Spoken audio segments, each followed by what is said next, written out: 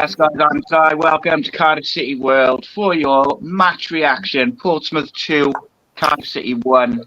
And as always, I'm joined by the man himself for the late night lives, Mr. Matthew Angel. How are you, mate? Disappointed, buddy. To be fair, I just thought it was a performance that, I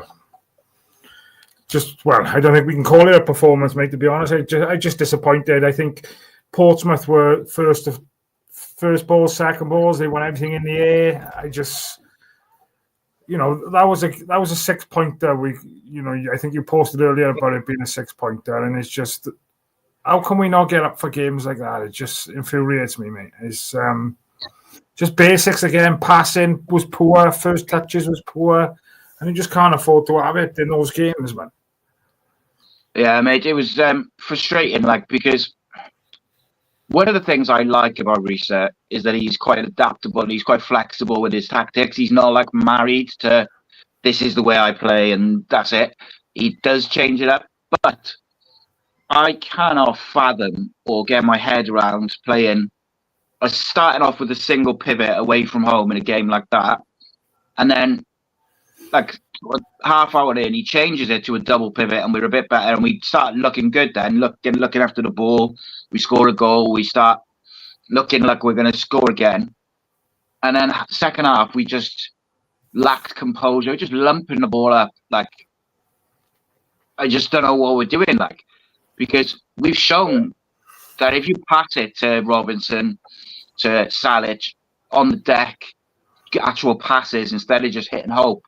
They can, they can bring other players in.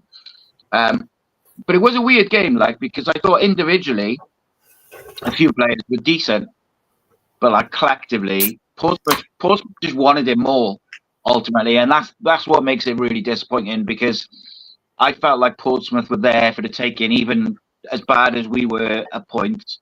I didn't think Portsmouth were particularly great. They were just good at pressing. I thought Alnwick was really poor tonight, but we'll get to that, I suppose. Let's start with a positive, mate. Who did you think done all right? Who do you think sort of played okay? Oh, difficult one, mate, to be honest. Can't single anyone out, to be fair. O'Dowda, I like O'Dowda. Rinomhota, I thought he had a tough game Saturday, Rinomhota, against Kumas, didn't he? And I thought, he could have gone one or two ways tonight, really, but I thought he was solid enough. But yeah, I just find it hard, mate, to focus on the positives, really. I think the way we set up at the beginning, I wasn't a fan of having Rolls, Chambers, and Manswerk in midfield. I just think we didn't have no legs there. Yeah, just on that midfield, right? That's the least mobile midfield we could have put out. And the one thing you knew Portsmouth would do at home, because they're very good at home, they're just not very good away, is they're going to press you. So what you want defenders who can look after the ball, which we did have, in fairness. We had Fish and Bagan and O'Dowda and Rinomhota. They're all good on the ball. Guzas has his moments. And then you want someone like Chambers, and then you want someone who's comfortable on the ball, but can also get stuck in and be physical. I didn't really get it. I thought Fish, and this is what's weird about it, I thought Fish was good again. Really, made some really important blocks, got Guzas out of jail a couple of times, and I thought Bagan was pretty good. But I understand taking him off to get O'Dowda back a left back and be a bit more attacking. The substitutions, though, so on that, Ruben and Salic came on quite close together, and I thought, right, that's okay. Let's let that breathe for a bit, because I thought Ruben looked all right in the 10. Salic has shown he can get a goal, but we then made, I think, 3 subs about 5 or 10 minutes later, and what happens is when you've changed 5 players, it takes them all a bit of time to get up to speed and get the pace of the game, and it becomes very disjointed. I agree, like Martin said in the chat there about Callum Robinson in the really physical games. He's a bit of a passenger tonight, and maybe... How many times has he caught offside? It's just silly. Yeah. frustrating. And that offside thing is something I had criticised El Ghazi for before.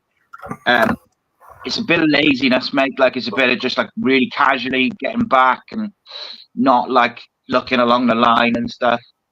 And you know, like, I will never criticise the young players, like, but you've got to also be constructive. And I thought Kian made a couple of mistakes today. You know, probably should have taken his chance. They'll come. Like you said, he's a youngster. He's inconsistent, isn't he? That's by nature. Like. Yeah, and for me, I would have liked to have perhaps seen the changes happen straight away at half time because, you know, we got the one back. We had chances. We could have come away there with a point tonight, really. And obviously, they could have scored another one. They hit the bar late on, or Gutas. I thought Gutas was poor tonight. Distribution-wise, passing, just not like him, really. It was one of them nights where we had too many people off the boil, and those are not the types of games we can afford to have, you know, 2 or 3, 4 players, maybe more, not at their, I say A game, but I don't think we was even at a C game tonight, to be fair. It felt like, I don't know what you think about this, but I was just thinking about this when I was just having something to eat then after the game finished, and I was like, I feel like they almost, like, obviously I have no reason to think this other than just an opinion of what I've just watched, but it feels like to me like they overthought it. So they've come into the game thinking, Ports, we've got to win a 6-pointer. We've got to come up with like some clever plan to do it. And actually, what's worked for Cardiff since Boxing Day, except the Leeds game, is round pegs in round holes and just playing that 4-2-3-1 or 4-3-3 and just being solid at the back or solid base and then building on that and playing in the final thirds. Our record, mate, I can't actually access that stat I sent you, but away from home, the amount of early goals that we've conceded is absolutely disgraceful. And, you know, the goals today, shocking, like such sloppy defending. And you just can't go away in a championship away and expect to defend like that and still win football matches. We got out of jail at Millwall doing it with some late goals. I got a stat by you sent me. I'll read it out. So in the championship away this year, but we was 1-0 down against Borough in the first 11 minutes. Millwall 1 down within 2 minutes, 2 down within 19 minutes. Leeds 1 down in 6 minutes, 2 down in 13 minutes.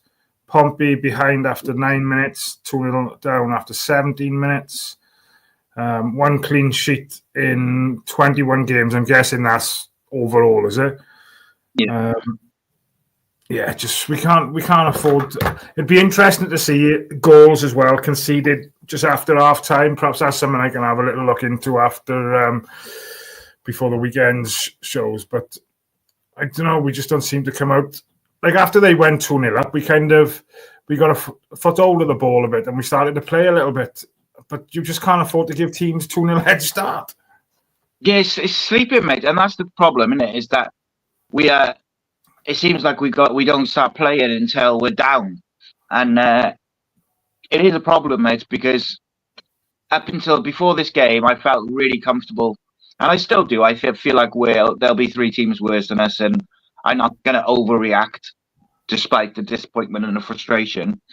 But that has dragged us back in a little bit. Whereas I feel like if we had just gone and done a job today and been up for it, and I feel like we could have. It's weird, right? Because Portsmouth did have chances, but all their chances came from our mistakes. Whereas we did create chances by playing, which says to me that if we were able to get a foothold on the game and win the midfield battle, we probably would have done all right and we'd have probably won comfortably. But we just never got going, and the pressure on that Bristol game now is massive. And Rhys will have to be brave to go into that game and try and win it. Because I think because of this result, or I worry because of this result, he might go in like 5 at the back and almost play for a draw and try and get him on the break. But that's where I think that's where we struggle. I don't think we focus enough on our own strengths, and we're always worried about what the opposition's going to do. Which I know you need a certain element of that, but I just don't think we play into our full potential. Whereby, like the setup tonight, I just thought no legs in midfield, like you said, and I just think play to our strengths. I don't know. I'm just frustrated, but I'm just feels like he went with that system today to try and get Rawls, Chambers, and Manswork all into the team because he didn't want to pick 2 out of the 3. That's what it felt like. And to me, if Alex Robertson wasn't there tonight, Ruben Colwell's got to play, especially on the back of the performance he's just put in. And I thought he did. I thought he looked all right when he came on. Certainly one of the better players we had. But like, I don't really understand playing those 3 together. And or even if if Ruben's tired because he's done 120 minutes and you want to look after him a bit, fine. Put Robinson in the 10 and put Salic up front, or put Alves in the 10, or put El Ghazi in the 10, but don't play 3 kind of more, not defensive midfield. I wouldn't call Manswork an out-and-out 6, but he is he's a defensive midfielder. All 3 of them are really. So you're setting up negatively. Whereas Portsmouth, if we had just set up in our normal way, Chambers plus one other, Ruben or Alex Robertson in the 10, 2 wingers and a striker, you feel like that would have worked same as it's worked, since Christmas. But I don't know whether they overthought it, whether they tried to combat Portsmouth's press by playing that extra defensive mind, or maybe because Darland's out, they've thought, Fish is young, maybe we need to give him a bit of protection. But to be honest with you, Fish has been the pick of the defenders the last 2 games, really. Yeah, I think somebody mentioned it in the comments earlier. We seem to be leaking goals on that right-hand side at the moment, don't we? And I know we've all been singing Rinamota's praises, but a couple of times he's caught out of position, or he's not a defender, is he? Ultimately, he is. No, and I'm not knocking him whatsoever because I think he's done a great job for us. But we've got to do something to tighten up that right-hand side. Yeah, got to address it. So I mean, you've got 2 options, haven't you? Is you move Rinamota away from there and you put NG back in there, which I'm not massively a fan of because I think Perry looks off it at the moment. He came on again today and nearly every single pass that he kind of did was like under hit or over hit, and he was out of position. He's arguing with the ref. I just not sure I'd put Perry in there. But then your only other option is to change the right centre back. Do you maybe Gutas needs a break mentally? I don't know. He didn't do himself justice tonight, but he's been so good over the season. You shouldn't judge it on one game, but like you rightly say, we are leaking goals on that side. So it could be a combination of we've got a young right winger who, in Keane Ashford's defence, he does a lot of defensive work. Yeah, I think that's one of his traits. I do like that he's not afraid to put it about, and he'll get back and he'll get involved and stuck in. Yeah, but I mean, I just going off the top of my head, so I could be wrong, and especially because I came in as this happened, so I might. But was Ashford at fault for one of the goals? I think he might have been. Heavy touch, yeah. So, I'm not blaming him. Just saying we have to look at why the goals are coming on that right hand side. And Keane's young and he's going to make mistakes. But then equally, I was critical of the one thing I thought El Ghazi didn't do well on the weekend, on Saturday, was he didn't give Rinamota any help with Kumas at all, and made it more difficult for Rinamota, who did a great job. So maybe we need to be more intelligent with who we're playing off the right. Maybe Chambers needs to go on the right-hand side of the double pivot, maybe, just to give that extra bit of support and cover. But they can't ignore it. We cannot ignore the fact that we keep conceding these goals. I did think Alnwick was poor tonight, mate. I thought he was all over the place. What did you what did you make of him? No, it was best of games, and I like Alnwick, don't get me wrong, but is he getting too comfortable now? I don't know. I think that position is nailed on for him at the moment. And I know Hovarth played on the weekend in the cup, but I think we need another quality goalkeeper. Obviously, it's not going to happen now unless we bring somebody in on a free. But it's I don't know. It's like the Leeds game. I know we got battered, and obviously he made a couple of good saves in that game to only keep it at 7 because it could have quite easily been double figures. But I just think he looks a bit slow off the mark, coming off the line at times. I would have expected him to done a bit better for the first goal, with it only being a toe poke and not taking anything away from the striker. It was a good finish. He done what he had to do. But yeah, I just think he needs a bit of competition because I don't think Hovarth's obviously pushing him enough, really. So yeah, I mean, Hovarth's been very good in the FA Cup games, and I think there was a couple of those Leeds goals where I thought Alnwick was maybe at fault or could have done better at least. I had a conversation with a friend of mine the other day. Well, you've got friends outside of the circle, have you? Yeah, only a couple. I was a bit surprised that we that we gave Alnwick a new contract when we did, because I think Halver's got another 2 years. And now what you've got is, in my opinion, and this is only my opinion, some people will disagree, but in my opinion now, what you've got is 2 goalkeepers tied down to contracts who are probably not good enough to be number ones in what we want to do. So say if you're looking at Cardiff and you're like, right, we want to be pushing for the playoffs, trying to get promoted. I don't think either one of them is good enough for that week in, week out. The odd game, they'll have unbelievable games, both of them.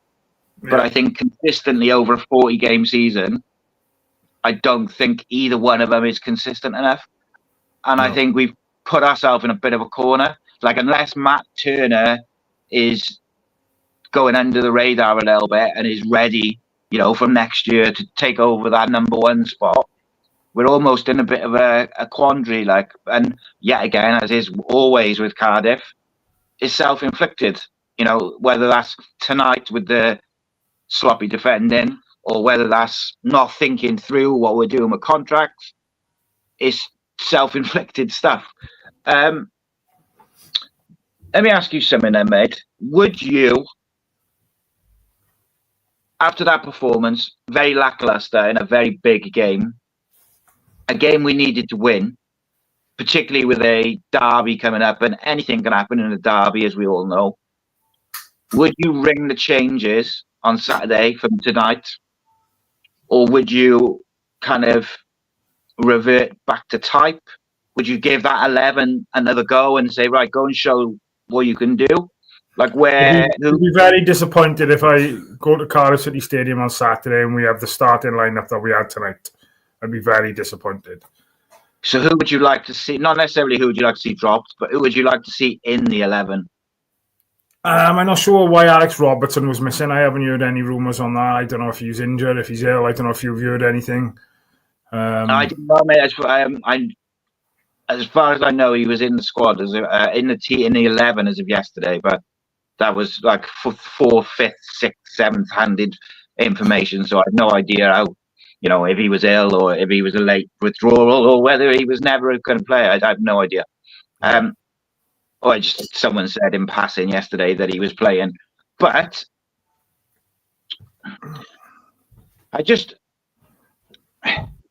I want Omar Rhys to do what he's good at, and that is motivating the team, generally speaking, making us solid in midfield, winning the midfield battle, and then playing. But Darlin's out. I don't think he's back for Saturday. So I think we have to go with who's in form defensively. And that might mean that you've got to make a couple of big decisions. Just with the emotion of this evening, I would go with Fish and Bagan as a centre-back pairing on Saturday.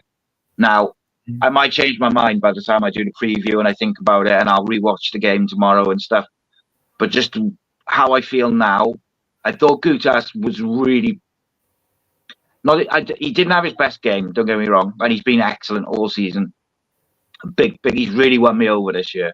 But it wasn't just that he was poor. His errors put us under a lot of pressure, and in a derby, you can't afford that at all. And then to sort of back that up a little bit, I think Fish has been colossal in the last 2 games in terms of his last-ditch defending, headers, blocks, stuff like that. And I think I like having a left centre-back, so I wouldn't be against having those two. It is a young pairing for a derby. I like Bagan when he's coming as centre-back, and he done a job for us Saturday as well. Yeah, and he played well together Saturday as well. But then again, I like O'Dowda on the left. Yeah, but I like him. I think by playing O'Dowda at left, I'm not a fan of O'Dowda at left back because I think defensively he's a little bit suspect. No, I mean, I like him on the left wing where he was today. Yeah, no, but that's what I mean. But in order to maybe just rejig it a little bit, because we need to do something, I wouldn't be against the Fish, Bagan, O'Dowda left back, Renamoto right back, Chambers. I would play Chambers. My head says Chambers and Robertson, but I actually, for a home derby, Joe Rawls enters the conversation just because you saw what he can do at Swansea, but also I'm not sure he played an hour Saturday. How long did he play today? Probably about an hour, I think, off the top of my head. So that's has he got another start in him? Not sure. And ultimately, I think Ruben's knocking on the door for a start, so you could probably justify dropping Robertson a bit deeper. Or look, Mansberg's an interesting one as well, mate, because I think you can see what he's trying to do. He wants to play off one touch a lot, and you can see he's trying to pass and move, and he's got the right ideas, but you can also see that he's rusty. So he's overhitting passes and underhitting passes, and maybe just half a yard off the pace. Yeah, that baffles me why we started the 3 that we did there tonight. Yeah. Not very much mobility and athleticism in there, was there? No, mate. So yeah, just off to the way I feel now, I would like to see us go Robertson, Chambers, Colwell 10. I'd go Alves on the left, and I would go El Ghazi on the right, and I would give Keane a break, bring Keane off the bench to let him have a go at some tired defenders, especially at home. And then I'd go Callum Robinson against Bristol just because home game, I think, but I would be aggressive in the selection. So I would like to see that midfield trio. I would like to see Alves get a start. I would like to see, O'Dowda at left back. And then all you do is you make sure you just tell Chambers to make sure he holds the centre of the pitch to give those young centre-backs a little bit of protection. That's all. And I think round pegs, round holes, let's go. I can't see the comments, mate, because I have to do it on my phone. There's lots there. Anything interesting in there? Yeah, a couple of people mentioned earlier about obviously Rhys has had a suspension. How much of an impact do you think that has had with him missing off the touchline? So, tactically, I don't think it's had any impact because they will have the tactics and they'll have different scenarios, different flip chart of different, if this happens, we do this, and if this happens, we'll switch to this. So tactically, I don't think it's had any impact. Mentally, I absolutely think it's had an impact. 2-0 up on the weekend, end up 3-2 down. Tough game, FA Cup, of course, it's difficult. Kumas is on fire at the moment as well. Very difficult to play against. Tonight, sloppy goals. It's like a mental thing. And I think the one thing I've noticed about Rhys since Christmas is he's a lot more vocal on the sideline. And it's not like he's going nuts, having a go at people. He's very, keeping them motivated. Keep going, come on, run. And, or if you lose it, get it back. So that type of stuff. And, look, footballers shouldn't need that. Of course they shouldn't. But the fact is, we've all been on a touchline, in a changing room, whatever. It does make a difference when you've got someone motivating you as you're doing it, encouraging you as you're doing it. And look, it is what it is. I think he's back now, isn't he, Saturday? But yeah,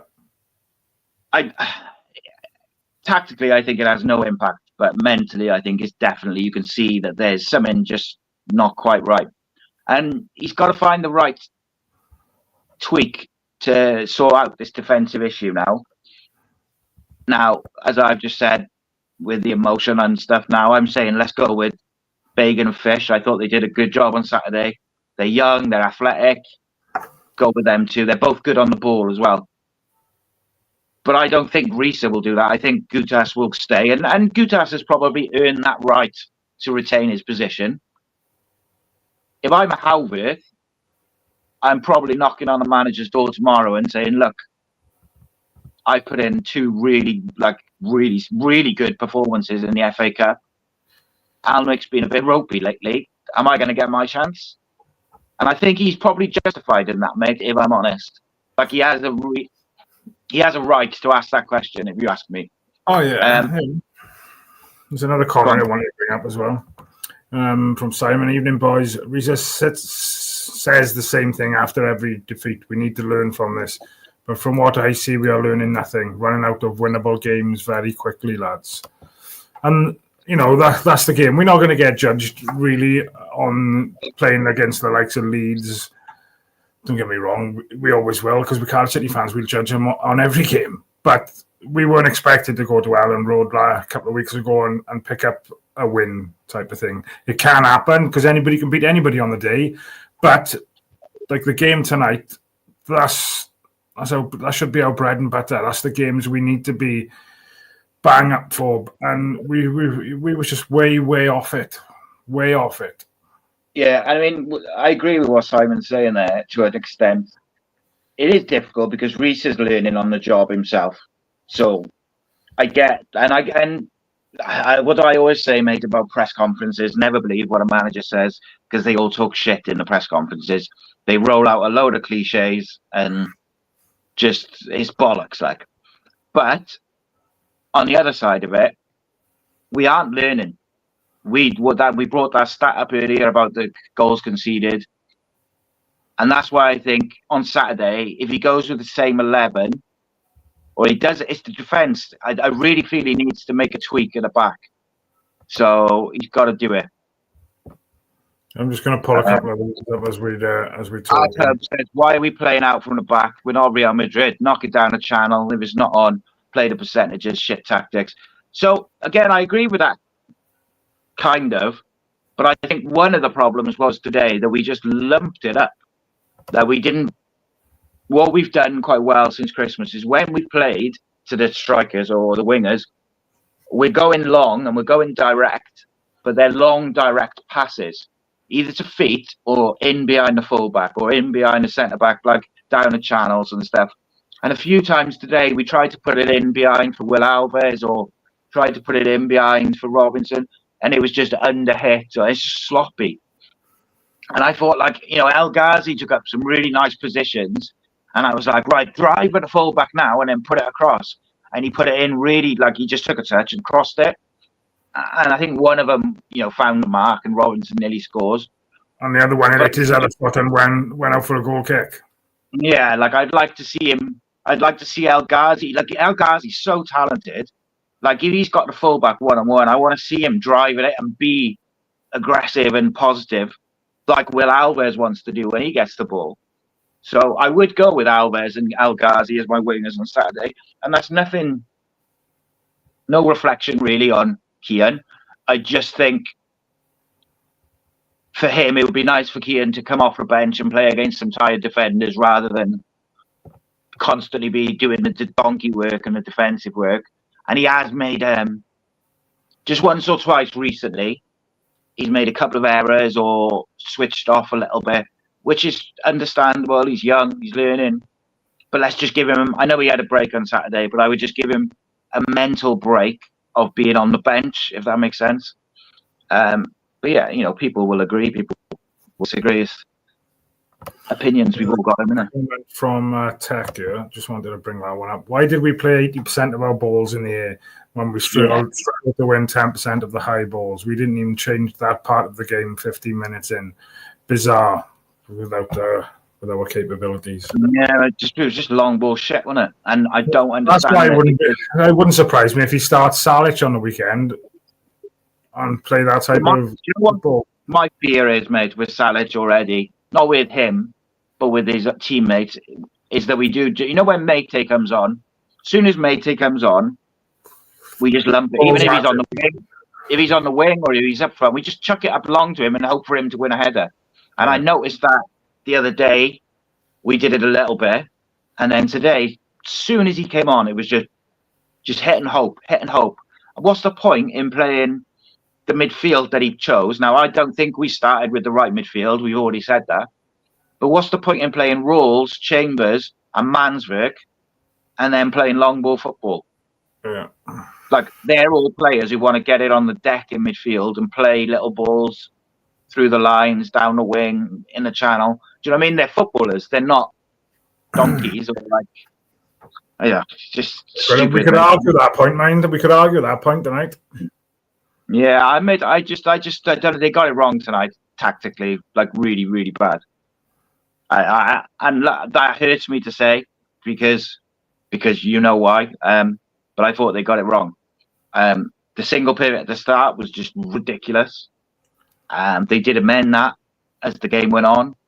And then just as Ruben was starting to find nice little pockets of space in the number 10, they moved him into a number 8. And I get it, like they wanted to bring 2 strikers on, but that completely killed any momentum that we had, because then we just chucking it up long all the time. And I know like Bellamy and the Wales coaches, they want Ruben to play as an 8 or a 6. Like, I do get that, but you got to do what's best for Cardiff.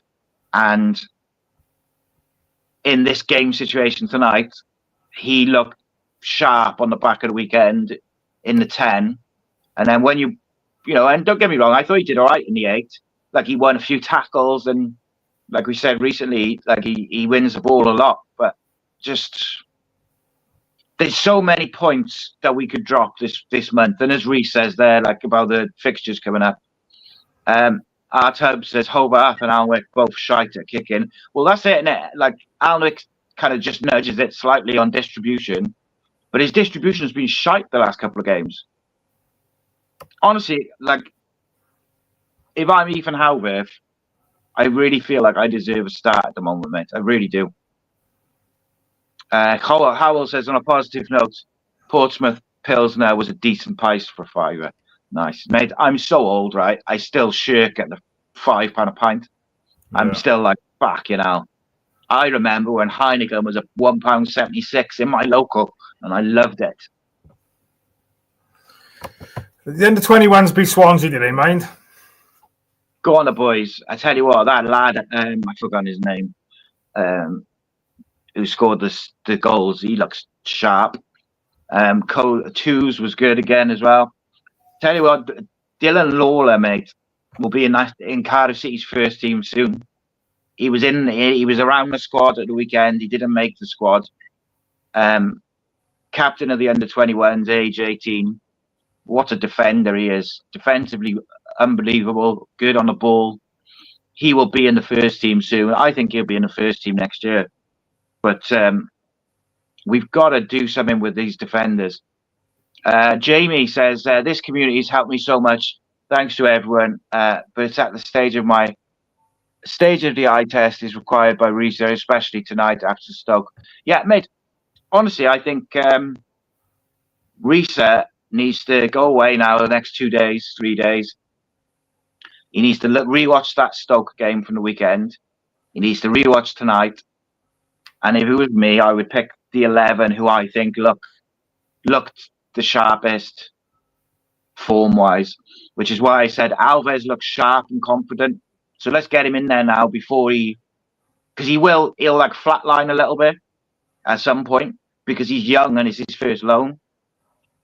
So he'll start off direct and sharp and exciting, and then he'll dip So let's get him in the team now while he's positive and direct, especially against the Wurzels at home. Yeah. And I think like El Ghazi looks motivated as well. So I would go with those two at the moment. But I'll probably change my mind, mate.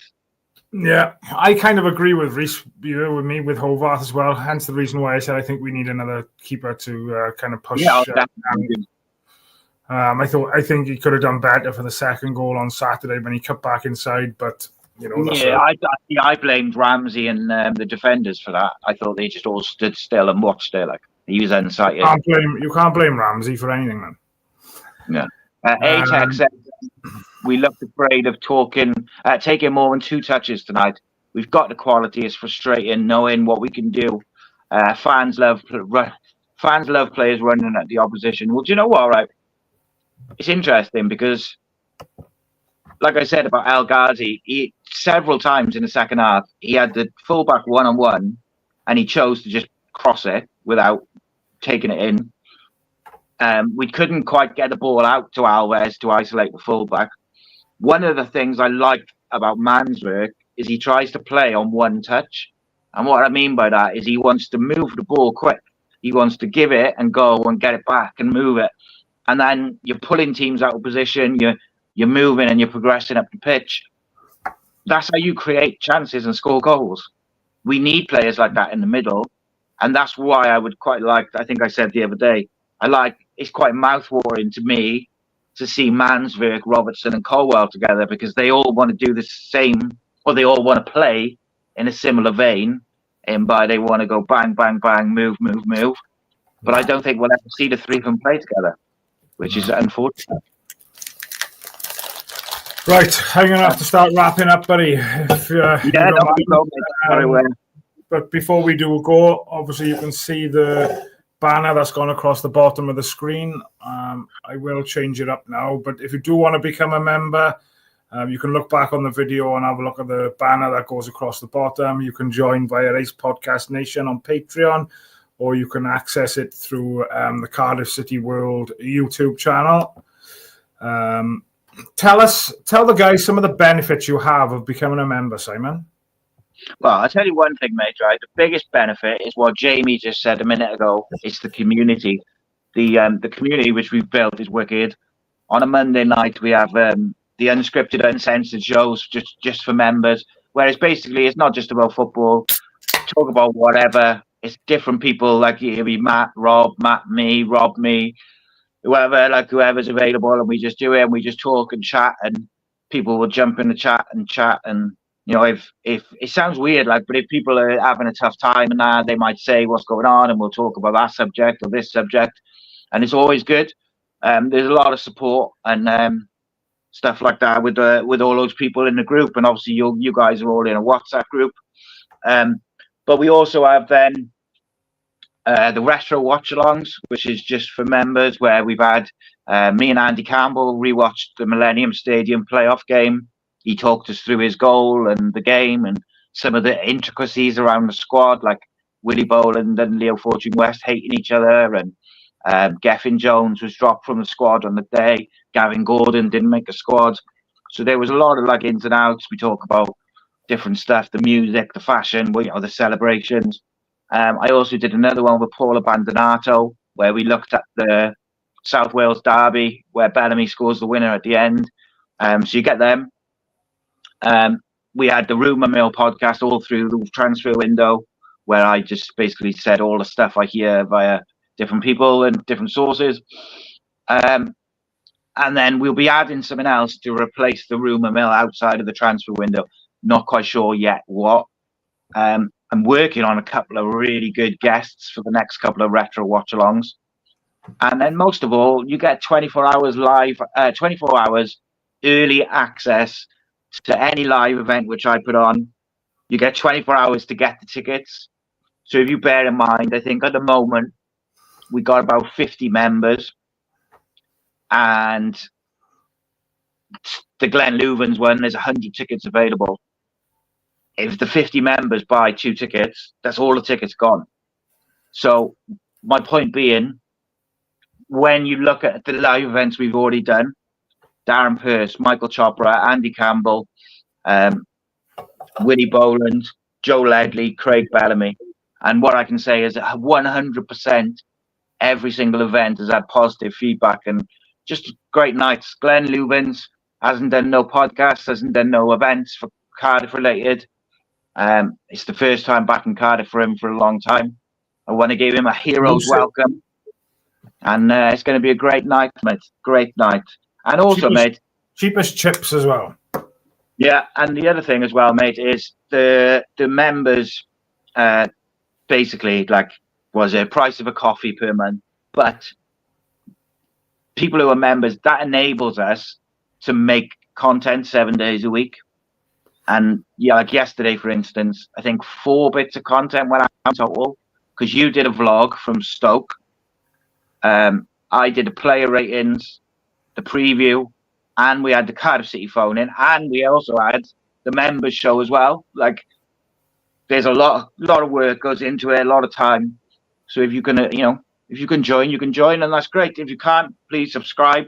I think we're on about 920 something subscribers. Want to get it up to that magic 1,000 and keep going and keep growing. We haven't been going that long. We're always adding to the team and the people, and wanted to be. We're gonna have to do a prize for the 1,000th subscriber. Is there any way you can check who the 1,000th one would be? You can, but there's a problem with it. Is what you find will happen, because I was going to people unsubscribe and then try and time it and resubscribe. Maybe we'll just do it. I could do a draw for the 1,000 subscribers and kind of do a random one, maybe something like that.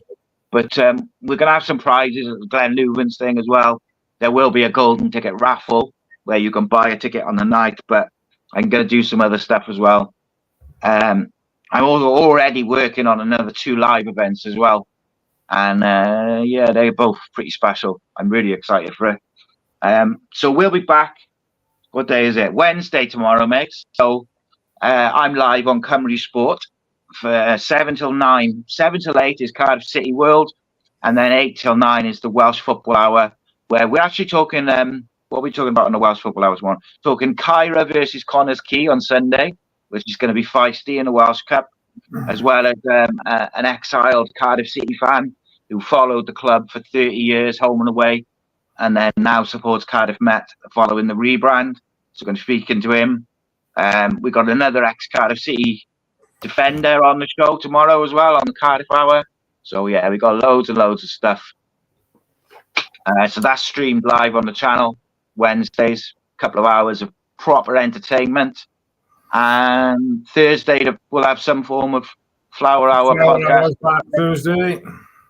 Well, half of it is, I think. But we'll sort it out anyway. Friday then we'll have the preview for the game. Saturday we'll have match reaction. Sunday will be the breakdown. 7 days a week, baby. Cardiff City talk, Cardiff City news, Cardiff City content by fans, for fans. Join, become a member, join the cult. Good night, all. Deal with the pain together.